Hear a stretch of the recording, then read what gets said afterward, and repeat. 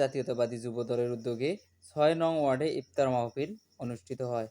আজ মঙ্গলবার জোংড়া মমিনপুর ১১৯ নং মাধ্যমিক বিদ্যালয়ে প্রধান অতিথি হিসেবে উপস্থিত ছিলেন জোংড়া ইউনিয়ন বিএনপির যুগ্ম আহ্বায়ক আসাদুজ্জামান লিটন, যুবদল জেলা সদস্য রিয়াদুল হাসান সোহাগ, জোংড়া ইউনিয়ন বিএনপির নুরুন নবী, আশরাফুল আলম হিরো, শাহ আলম, জোংড়া ইউনিয়ন যুবদল সভাপতি লোমান হোসেন রোমান, সাধারণ সম্পাদক মোশাররফ হোসেন ও সাংগঠনিক সাইফুজ্জামান সবুজ সহ বিএনপি অঙ্গ সহযোগী সংগঠন। কতগুলো লোক এপিড উপিড এ কথা বলতেছে, আমাদের এই কথাগুলোতে কান দেওয়া যাবে না। আমাদের দুর্দিনে আমরা পেয়েছি, আমরা ধানের শেষ করি। আমাদের একজন নেতা, আমাদের একজন পবিত্র মায়ের পবিত্র সন্তান এই পার্টিতে উপস্থিত হয়েছি, সেজন্য আমি সকলকে জানাচ্ছি সংগ্রামী শুভেচ্ছা অভিনন্দন। এই ওয়ার্ডের যুবদলকে আমি স্বাগত জানাচ্ছি। তারা অনেক কষ্ট পরিশ্রম করে ১৭ বছর পর আমাদের বিএনপিকে উজ্জীবিত করতেছে, যুবদলকে করছে, সকল সংগঠনের নেতৃবৃন্দকে আজকে উপস্থিত করেছে।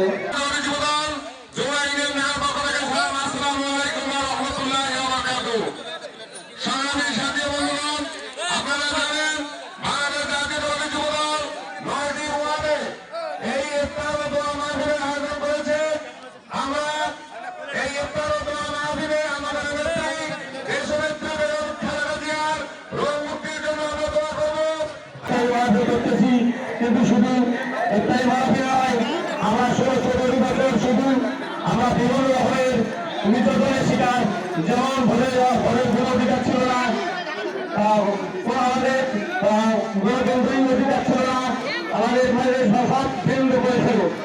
তো আসলে আমরা আজকে আপনাদের একইভাবে আমরা একটাই মাফি করতে পেরেছি, এটা বলে আমার আলহামদুলিল্লাহ। অংশগ্রহণ করছেন, ইফতার করতেছেন, আমি সকলের বেশি আকর্ষণ করে বলছি, আমাদের একটা উদ্দেশ্য এবং লক্ষ্য নিয়ে আজকে আমরা এই ৬ নং ওয়ার্ডে ইফতার মাহফিলের আয়োজন করেছি। সেটা উদ্দেশ্য এবং যে লক্ষ্য সেটি হচ্ছে আমাদের দেশনেত্রী বেগম খালেদা জিয়া অসুস্থ অবস্থায় রয়েছেন ইংল্যান্ডে, তিনি দ্রুততার সহিত সুস্থ হয়ে বাংলাদেশের মাটিতে যাতে আসতে পারে, সেজন্য আমরা সকলে মিলে এখানে দোয়া করব। বাংলাদেশ জাতীয়তাবাদী যুবদল একটি অত্যন্ত সুশৃঙ্খল সংগঠন। বাংলাদেশ জাতীয়তাবাদী যুবদলের উদ্যোগে আমরা গোটা ইউনিয়নে প্রতিটি ওয়ার্ডে এভাবে ইফতার পার্টির আয়োজন করছি, যাতে সর্বসাধারণ মানুষজন আমাদের এই ইফতার পার্টিতে অংশগ্রহণ করতে পারে।